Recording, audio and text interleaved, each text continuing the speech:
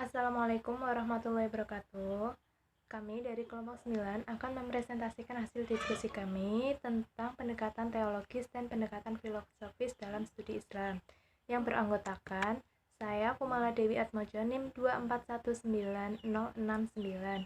Yang kedua ada Atim Hilmiati Hikmah NIM 2419070 dan yang ketiga ada Sofia Tunisa NIM 2419071. Selanjutnya, saya akan memaparkan materi yang pertama, yaitu definisi pendekatan secara umum. Pendekatan dapat dimaknai sebagai suatu perspektif atau paradigma dengan mempergunakan disiplin ilmu tertentu. Sesuai dengan fenomena yang menjadi fokus kajian dan studinya, pendekatan dalam aplikasinya lebih mendekati disiplin ilmu, karena tujuan utama pendekatan ini untuk mengetahui sebuah kajian dan langkah-langkah metodologis yang dipakai dalam pengajian atau penelitian itu sendiri. Selanjutnya materi yang kedua, poin B, akan dipaparkan oleh Atim Hilmiati Hikmah. Kemudian saya akan memaparkan poin B, pendekatan dalam studi Islam secara umum. Kehadiran agama merupakan solusi dalam memecahkan berbagai masalah yang dihadapi manusia. Agama tidak hanya sekedar lambang kesalehan atau berhenti sekedar konsepsional menunjukkan cara-cara yang paling efektif dalam memecahkan masalah. Tuntutan terhadap agama yang demikian itu dapat dijawab manakala pemahaman agama yang selama ini tidak menggunakan pendekatan teologis normatif dilengkapi dengan pemahaman agama yang menggunakan pendekatan lain yang secara operasional konseptual dapat memberikan jawaban terhadap masalah yang timbul. Untuk melakukan studi Islam, dapat ada beberapa istilah yang perlu dipahami dengan baik. Pemahaman terhadap istilah-istilah ini akan memudahkan untuk memasuki bidang studi Islam. Istilah-istilah tersebut adalah pendekatan, metode, dan metodologi. Pendekatan adalah cara memperlakukan sesuatu, sementara metode merupakan cara mengerjakan sesuatu. Secara etimologis, kata metodologi diderivasi dari kata metode yang berarti cara dan logos yang berarti teori atau ilmu. Jadi, kata metodologi mempunyai arti suatu ilmu atau teori yang membicarakan cara. Kemudian yang poin C, pendekatan teologis dalam studi Islam. Sebagaimana makna teologi secara bahasa, teologi berkaitan erat dengan isu tentang ketuhanan. Dalam konteks Islam, teologi seringkali dipadankan dengan kata al-kalam. Isu-isu yang diperbincangkan dalam konteks ilmu al-kalam dari masa ke masa beredar pada 3 isu. 1. Allah dan sunnahnya, 2. Akal dan kemampuannya, dan 3. Manusia dan kemerdekaannya. Sejarah pertumbuhan teologis dalam Islam dimulai pada saat Ignaz Goldziher yang memulai kajiannya mengenai teologi Islam dengan menegaskan bahwa Nabi bukanlah teolog. Ajaran yang diajarkan Nabi merupakan respon spontan terhadap status quo pada ajaran dan moral masa itu, yaitu masyarakat jahiliyah. Pada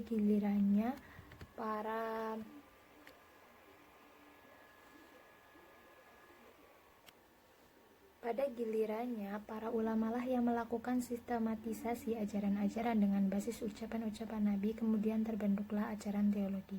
Pernyataan Goldziher ini bisa dikonfrontasikan dengan kenyataan bahwa Nabi Muhammad juga mengajarkan tentang ketuhanan dan doktrin-doktrin agama pada masa dakwahnya. Namun begitu, pernyataannya tadi bisa diterima dalam konteks bahwa pemikiran teologi dikembangkan oleh generasi setelah wafatnya Nabi. Pada umumnya, pendekatan ini dilakukan dari dan oleh penganut suatu agama dalam usahanya menyelidiki agama lain. Dengan demikian, pendekatan ini juga disebut pendekatan atau metode tekstual atau pendekatan kitabi, maka menampakkan sifatnya yang apologis dan dedukatif. Secara harfiah, pendekatan teologis normatif dalam memahami agama dapat diartikan sebagai upaya memahami agama dengan menggunakan kerangka ilmu ketuhanan yang bertolak dari suatu keyakinan bahwa wujud empiris dari suatu keagamaan dianggap sebagai yang paling benar dibandingkan dengan yang lainnya. ketiga, pendekatan teologi dalam konteks pluralisme. 1. Pendekatan teologi normatif. Secara harfiah dapat dikatakan sebagai upaya memahami agama dengan menggunakan ilmu ketuhanan yang bertolak dari suatu keyakinan dalam wujud empirik dari suatu agama yang dianggap sebagai yang paling benar dibandingkan dengan yang lainnya. Yang kedua, pendekatan teologi dialogis. Metode pendekatan agama melalui dialog nilai-nilai normatif masing-masing aliran atau agama. Oleh karena itu, perlu adanya keterbukaan antara satu agama dengan yang lain. Yang ketiga, pendekatan teologi konvergensi. Pendekatan teologi konvergensi merupakan upaya untuk memahami agama dengan melihat intisari persamaan atau titik temu dari masing-masing agama untuk dapat diintegrasikan. Melalui pendekatan konvergensi, kita ingin menyatukan unsur esensial dalam agama-agama sehingga tidak tampak lagi perbedaan yang prinsipal. Selanjutnya, yang poin D, pendekatan filosofis dalam studi Islam akan dipaparkan oleh teman saya, yaitu Sofia Tunisa. D. Pendekatan filosofis dalam studi Islam. Pendekatan filosofis adalah melihat suatu permasalahan dari sudut tinjauan filsafat dan berusaha untuk menjawab dan memecahkan permasalahan itu dengan menggunakan metode analisis spekulatif. Pada dasarnya, filsafat adalah berpikir untuk memecahkan masalah atau pertanyaan dan menjawab suatu persoalan.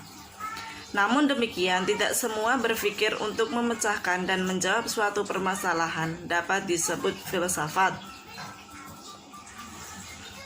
Model pendekatan filosofis dalam kajian Islam, Jamali Sakhrodi menyebutkan setidaknya ada 3 jenis atau model yang termasuk pendekatan filsafat modern atau kontemporer yang digunakan dalam kajian Islam, yaitu pendekatan hermeneutika, pendekatan teologi filosofis, dan pendekatan tafsir falsafi. A. Pendekatan hermeneutik secara terminologis dapat didefinisikan sebagai 3 hal. 1. Mengungkapkan pikiran seseorang dalam kata-kata, menerjemahkan dan bertindak sebagai penafsir. 2. Usaha mengalihkan dari suatu bahasa asing yang maknanya gelap tidak diketahui ke dalam bahasa lain yang bisa dimengerti oleh si pembaca atau reader. 3. Pemindahan ungkapan pikiran yang kurang jelas diubah menjadi bentuk ungkapan yang lebih jelas. B. Pendekatan teologis filosofis. Kajian keislaman dengan menggunakan pendekatan teologi filosofis bermula dari kemunculan pemahaman rasional di kalangan mutakalimin atau ahli kalam di kalangan umat Islam, yaitu mazhab Mu'tazilah. Mu'tazilah menyodorkan konsep-konsep teologi atau ilmu kalam dengan berbasiskan metodologi dan epistemologi disiplin filsafat Yunani yang pada saat itu tengah berpenetrasi dalam perkembangan intelektual dunia Islam atau masa pemerintahan Bani Abbas. Akibat proyek penerjemahan literatur Yunani yang dilakukan para sarjana muslim pada kurun waktu tersebut. C. Pendekatan tafsir falsafi. Al-Zahabi sebagaimana dikutip Jamali Sakhrodi menjelaskan bahwa tafsir falsafi adalah penafsiran ayat-ayat Al-Quran berdasarkan pendekatan-pendekatan filosofis, baik yang berusaha untuk mengadakan sintesis dan sinkretisasi antara teori-teori filsafat dengan ayat-ayat Al-Quran maupun yang berusaha menolak teori-teori filsafat yang dianggap bertentangan dengan ayat-ayat Al-Quran. Timbulnya tafsir jenis ini tidak terlepas dari perkenalan umat Islam dengan filsafat Helenisme yang kemudian merangsang mereka untuk menggelutinya, kemudian menjadikannya sebagai alat untuk menganalisis ajaran-ajaran Islam, khususnya Al-Quran. Contoh aplikatif pendekatan teologis dan pendekatan filosofis dalam studi Islam. Melalui pendekatan filosofis ini, seseorang tidak akan terjebak pada pengalaman agama yang bersifat formalistik, yakni mengamalkan agama dengan susah payah, tapi tidak memiliki makna apa-apa, kosong tanpa arti. Yang didapatkan dari pengalaman agama hanyalah pengakuan formalistik.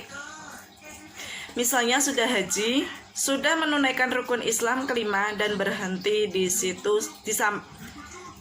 sampai di situ. Tidak dapat merasakan nilai-nilai spiritual yang terkandung di dalamnya. Namun demikian, pendekatan filosofis ini tidak berarti menafikan atau menyepelekan bentuk pengalaman agama yang bersifat formal.